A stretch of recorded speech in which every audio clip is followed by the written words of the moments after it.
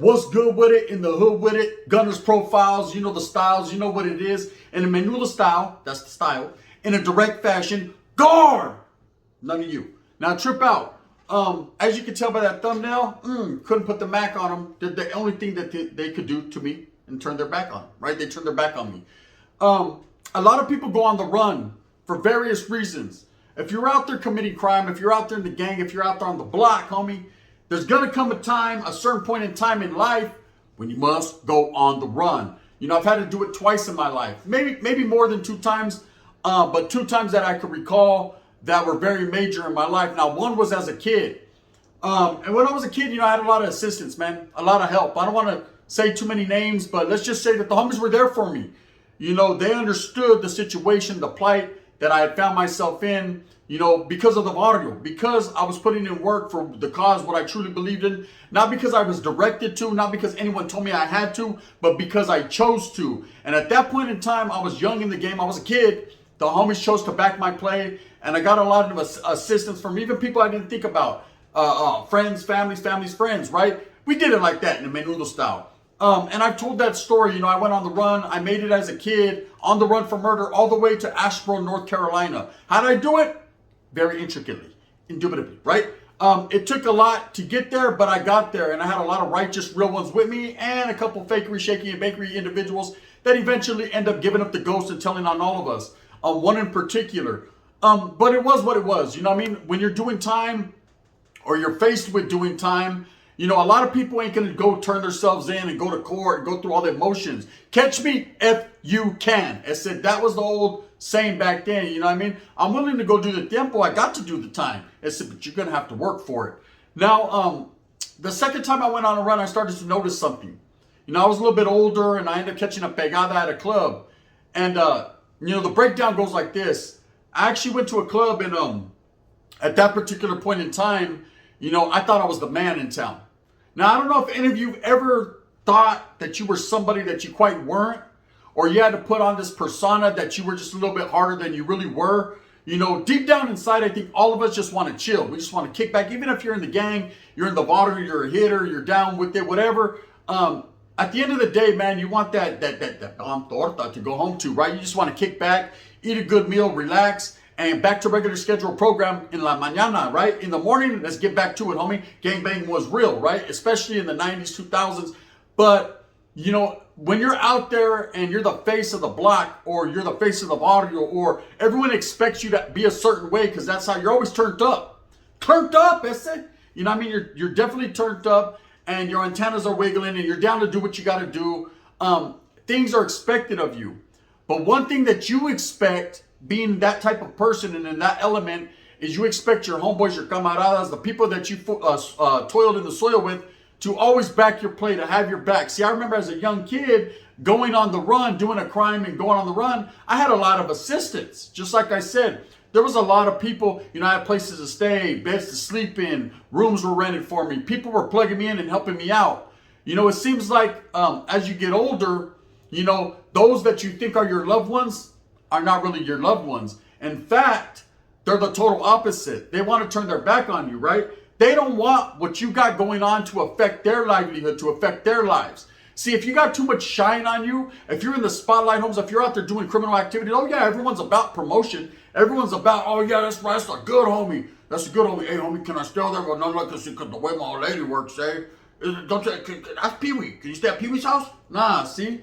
It always seems to work like that. And it seems like the same people that are working with you really are working against you. You get shunned. They turn their back on you. You know, I've been through it righteously. You know, did it turn me off to the water tactics? Did it turn me off to what I believed in? Charlie, you know, I guess you can call me a poop butter or a babuso, but at the end of the day, I was still struggling and striving for those that I knew didn't really feel the same way about me. Now you ask yourself this, or at least I ask myself, why would I do that? Why would someone that has the street smarts, the knowledge you can't get in college, right? Guard, I said the knowledge you can't get in college. I said, why would someone that thinks like myself still do this for people I know that don't feel the same way about me? You know, it's determination, it's pride, it's machismo, it's everything in one. See, when you're a certain caliber of a person, you're cut from a certain cloth, that's it. You know what I mean? Your heart is pierda. then you already know, homies, ain't no one smoking this. You have to do what you have to do, even though you know the same guys that you're messing with, they wouldn't do it for you. You know, not everyone. Now, there are some that are righteous, good camarada homeboys that got your back no matter what, homes, right or wrong. I said, let's get off. What we're mad at, we'll talk about it later. Oh, yes, we will discuss it. And DPs will be handed out, right? But in this particular case, I remember, you know, I walked into a club and I got off with an individual which we considered a dropout at that time. And I was pushing that narrative in the town. See, I was one of the main ones. I got out of prison. And I was already indoctrinated, educated enough to understand that these were the people poisoning our gente against us. These were the people that we had to be most on the lookout for. Wasn't the Southsiders, wasn't the Perro, wasn't the Bulldogs, wasn't the Woods, brother, right? It wasn't none of these enemies that I had grown up, you know, struggling or fighting against. It was more so my own people that had turned their back on us. Meanwhile, you know, I'm thinking, okay, there's us. It's us against them mentality. The haves and the have-nots. We have the actives. We have the norte. You guys have nothing, right? But these guys were getting deeper, you know? So I made it my choice. I made it my struggle. I made it my realism to go out there and hunt these vatos down and not necessarily murk them, man. I'm not going to sit here and put a case on me, right, saying I was doing all that. But I definitely was trying to bring them the pain, and I definitely was at a point in my life where it was me or them, and it was them before me.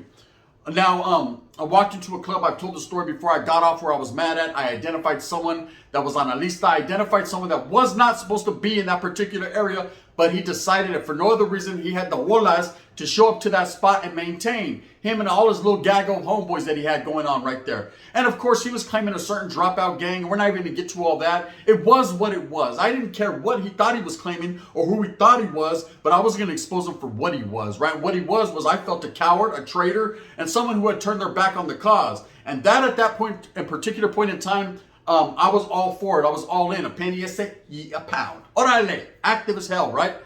So I remember going in there, getting off, me and a couple homeboys, doing what we felt we had to do. Nothing was asked of us, and we weren't told to do this. But it's kind of, you kind of got that knowledge. You can't get a call. You already know. So anyways, we got off. And from that moment right there, I knew I was on the run. From that moment right there, I knew, there was going to be a lot of homeboys, a lot of people that were going to back my play. I was going to go. People were going to hide me out. People were going to shoot me some feria if I needed a bus ticket or a plane ticket or whatever I needed to wig up out of state or get out the way. Because what I had just done, I was already on the front page of the newspaper like this. Look, all bofo. I was looking like a baboso. But I felt a sense of pride that, hey, I actually ran into this guy that everybody was looking for, supposedly. I did, and I got off. Now, does that make me any more man than them or any more gangster? Chale. It doesn't. Absolutely not. But what it makes me is someone that was dedicated to exactly what I was claiming. I was representing something that was bigger than myself, and I was going to represent it to the fullest. Now, when you're on the run, the homies are supposed to be there for you. Your vato is supposed to back your play. I've been to places incarcerated. One guy in particular, man, it was crazy. He was a gripa. He was a white crip. And I remember doing time with him. We became very cool with each other. You know what I mean? We had some good conversations. He was a real one. Solid as they will ever come. I'll never forget this dude. This was out of state. And I remember he used to get stacks of letters every day. They were all from his homeboys, his homegirls, his vato. And I was like, man, I'm lucky if I get a letter once every 4 or 5 years, homes. You know what I mean? From the homies. You're doing it like that? And he was like, my vato is very close. We never turn our backs on each other, man. Whether you're locked up for life or you're just doing a couple days, homes, we're going to make sure you're plugged in. The money's going to be right. The game's going to be tight. When you get out, you're going to have 10 bust down tortillas. I said, oh, wait, can I join your hood? Right? I definitely was going to do the switch up. Transformers, Crippin' meets the I own correct, because I was about to go that route. But on some real stuff, I sat back and I started to reflect and think about, my neighborhood in particular, where I was from, what I was representing. And it wasn't like that. In fact, it was the total opposite. It seemed like as soon as I caught this case at the behalf of my vato or at the behalf of what we were really pushing out there, everybody turned their back on me. Hey, bro, you can't come to my house, because I tell you with my jefita and she's tripping, Plus her old man, Tyrone, he walks around with dick swinging, I don't know if you'll like that, There was always an excuse to why a homie couldn't help me out. Oh, what happened? Hey, bro, when are you going to come into town, on Wednesday? Oh yeah, I'm gonna be in Yosemite, eh? You know what I mean? There was always, I'm gonna go take my kids to the snow. But it's June, that's it. But it's snowing somewhere, right? There's, it seemed like the people that I depended on to be there for me weren't. Now, it's not their plight, homes. It was not their thing to look out for me. But I remember everybody turned their back on me. I had like maybe a couple people that used to pick me up, give me rides. Now, you gotta understand, when you're on the run, you're running a gun and it becomes an obstacle. It becomes tiring. For anyone who's never been on the run, man, it got to the point, okay, when I went to Juarez, to Mexico, on the run with the homeboy, he knows who he is. He's probably watching this. I was in a place where I had never been before. I don't know about what people say on YouTube, but let me give you guys here's some news flash. You want a news flash? I don't particularly speak Spanish great. Simon, I'm Chicano. Call me Pocho, call me Plastico, call me what you want. Just don't call me Tyrone, right? But look, trip out. So I definitely was in a place that was under the siege of war amongst, whatever they had going on there. It was a dangerous area. I had familia there, of course, were looking out for me. You can always depend on family sometimes. I mean, in the meantime, in between time. And I had a couple homeboys I took with me, or a homeboy that he took me with him. We went, right? We wiggled. Now, trip, along the way, it became tiring. It becomes an obstacle to run all the time and hide and change your name, and you can't let anyone know who you are, and you're out there trying to bust a tortillana down, and all this. I had a code name. My name was Richard. You know what I mean? I was lying at this. I had to do what I had to do, but I'm going to tell you facts. Facts is, when I'd get back into town or I had to wiggle into town, nobody cared about me. Nobody cared what I was going through. In fact, nobody wanted me around because, hey, bro, you can't come over here because you're hot, eh? You're hot. We're all going to get popped. You're not doing nothing but smoking scantes, eh? I know, but to what degree? You know what I mean? My scante game is immaculate. These vatos definitely didn't want to have my back, but it was cool to boast and brag and live off the plight of my name and the sweat off my brow. Oh, the homie's like, yeah, that's the homie from the water right there. He's a real one right there. So I was like, orale. Hey, what about when he gets locked up? No, see, I can't send him no money because we're on food stamps, eh? That's straight up, right? This is how it always went down. This is how it was in particular. Now, I know myself, doing time in the county jail, I was obligated to do nothing, but I did. I would get out and plug the homeboys in with a couple money orders, make sure everybody was straight, make sure they had a sopa on me, and then I bounced and wiggled and did my own thing. Now, was it asked? No, but it was highly appreciated, I'm sure. Just like when people send me super chats or money or whatever they do on YouTube, it's not asked, but it's highly appreciated. I respect it. I appreciate it. I need it. Thank you. Gracias, man. You don't even know what, just a gesture, a small gesture like that changes, everything for me, and it impacts my life tremendously. But anyway, so going on the run, I remember there was a lot of homeboys, I felt would do the setup. And this is a story about how I was actually set up by my own homies. Trip on this. Never spoke on this one. So I go to Juarez, right? And I know you're watching, bro. Who told on me? I found out. Benza, homie. Call me. We'll talk about it, right? So I'm actually, I'm in Juarez with a homie, and we come back. We decided to come back. It wasn't for us. We stood about a month. We overstood our stay, and it was time to wiggle back. Now, when we got back, we went and checked in a hotel in Turlock, California, in the Central Valley 209 area, right by Modesto. And the reason we went to Turlock is it's not too far from Merced. The wigglization was real. We could call maybe a chick or someone to come pick us up. We had hyenas at that time. The hyenas, it seemed like they did more for us than the homies did. Go figure. Spensa, la tira. But I had me a nice, immaculate, a juicy, chunky one. So she's still out there wiggling, busting down. She knows who she is. Anyways, her old man would get mad at me and threaten me. Like I care. Don't get beat up. Now trip out. So this hyena put us in a hotel. We're in a hotel. Me and the homeboy, it got so tiring on the run that we started to bicker. We started to argue.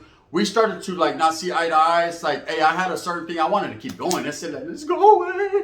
We could go to Canada and go goose hunting, right? This vato, he was too ingrained in what he had going on with these certain chicks he was messing with, and he wanted to go back home. And so I was like, okay, we're going to prison, right? But I had already told him, hey, look, because we were crimies basically on this case, and I had told him, hey, if worse comes to worse, we get popped, homie, I'm taking the case. Facts. He'll tell you, I did that. Because we got popped. So anyways, ultimately, we decided we were going to go separate. He was going to go on the run on his own. I was going to go on the run on my own. And I did that. And I remember pulling up to a couple particular spots in the hood because I was at the point like if they get me, they get me. If I'm under surveillance and they want me, they got me. You know, there's nowhere for me to go. Who can I run to? There's no one to run to, nowhere to escape to. Did you see that in your windows? Right? There was no way for me to go anywhere anymore. I had nowhere else to go. I remember I tried to go to my abuelita's funeral when she passed. I couldn't even do that. They had feds right there, cops, all kinds of people there to bust me. So I was thinking my primo was going like this. You know, and he wasn't trying to give a mamon. That meant go, right? So I took off, but I watched it from a distance. Oh, they're mad. I watched it from a distance, I see. Orderly, I was there in spirit. Now, I got on. We're doing our own thing now.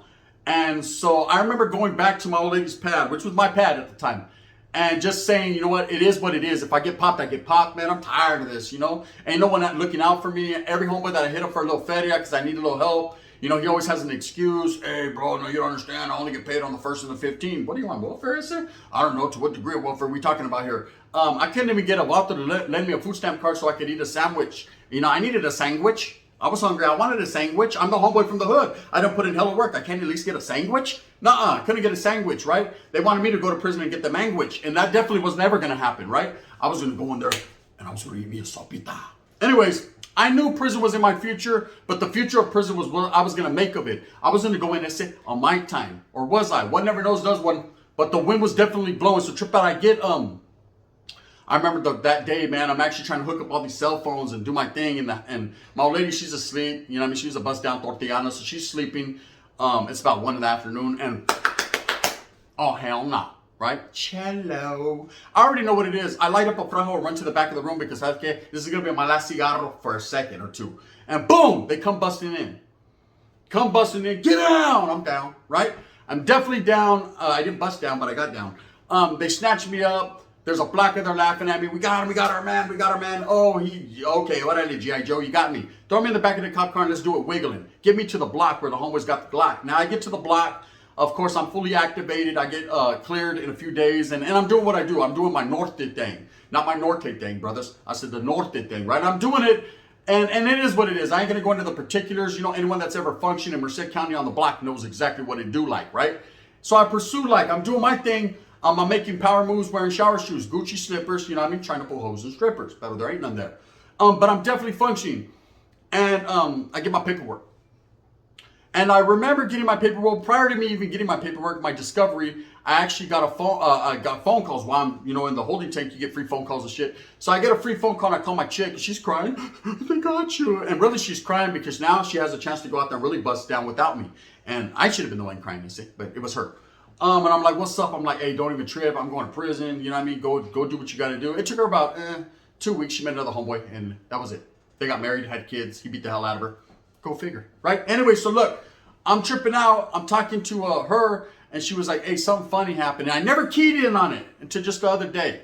I never keyed on it that my own homeboy turned me in, right? His old lady had called my old lady. They were good friends. And she says, the first thing she says is, where's her old man? And where am I, right? That's the first thing she asks her as soon as she gets on the phone. And she's like, hey, they just picked him up. They just picked Gun up. They just popped him. You know, I don't know where your old man's at. And the girl's like, oh, he's here with me right now. And she was like, then why would you ask if he's over here? See, when she had told me that, I was so frustrated and doing what I had to do. You know, I never thought about that until recently. I happened to get into a conversation with a good homie. And we started to bring up who tells and who doesn't in the hood. And I remembered that. You know, I remember that. What I also remember was the same individuals. As soon as I got locked up, this chick telling me, you know, I'm in Tracy. You know, she writes me a letter talking about, hey, they came in the pad. They took all your clothes, all your shit, all your stuff, your shoes, everything you had, your jewelry. Talking about you're from the hood and no hood rat should have it, but they should. I never authorized that. You know, I was still active and functioning when that happened. So, you know, it left a bitter taste in my mouth. One thing I can say for sure is eventually I found out over time that the homie did, I don't even want to call him a homie, you know what I mean, with the mic, you know, we'll put him with the lowercase h. He definitely told on me. He definitely set me up so that way he could wiggle. Why? What particular reason? I have no knowing. You know, I guess there was an agenda that he was doing it. He was a pretender with an agenda. And I definitely got incarcerated. I picked up 4 years on that. I took a deal and boom, I wiggled. DVI, here I come. And then, of course, man, from there I went to Susanville. And from Susanville, I went to, you know, wherever I went to. Spencer, you know what I mean? That's when that was the term when I got non-activated. You know what I mean? I got deflated. you're not good no more. Bang, bang. Is what it is. Part of life. But I was getting told on and all kinds of other things anyways, man. So I feel like it all worked out for how it worked out. I never turned my back on the game. The game turned their back on me. Now, the run. It's what this spill's about. You know, being on the run, you'll notice. And real ones, I'm just trying to tell you, vatos that ever find yourself in these circumstances, you know, the ones you expect to look out for you, I said, nah, they want to look out for your lady, though. Believe that. Anyways, just a story I wanted to tell, just something to, you know, stimulate your mind one time for the grind. You know what it is. With that being said, I hope that you move smooth with a purpose. Get everything that you want coming to you. I'm sitting here feeling sorry for myself. Nah. You know, I got told on so many different times, I don't even know what tell on means anymore. You know, vatos were just like, they didn't even, do you see him in court right now? Vatos were doing it like that. You know what I mean? They were hitting the Heisman. It is what it was, man. Go out there and get it, man. Get your paper for your people. You already know what I'm saying, man. Hit me with that thumbs up or thumbs down. He's going to be the head that wears the crown. I'm going to continue to be that lente loco with the local lentes to do what I does, cuz. And it don't stop. Knowledge you can't get in college, man. You mess with the gun because you know he's that one. No added preservatives. You talk a good game. I lived it too. The gun. Bang, bang.